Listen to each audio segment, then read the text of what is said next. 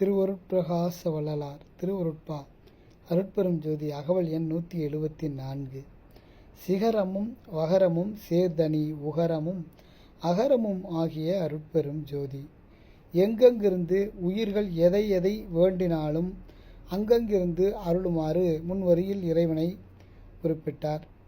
இந்த வரியில் மேற்கொண்டு விளக்கம் தருகிறது. சி எங்கும் நிறைந்தது, அனாதியாய் மலமில்லாதது. வ எல்லாம் வல்ல சர்வ வல்லமை உடையது. உ பரம்பொருள்.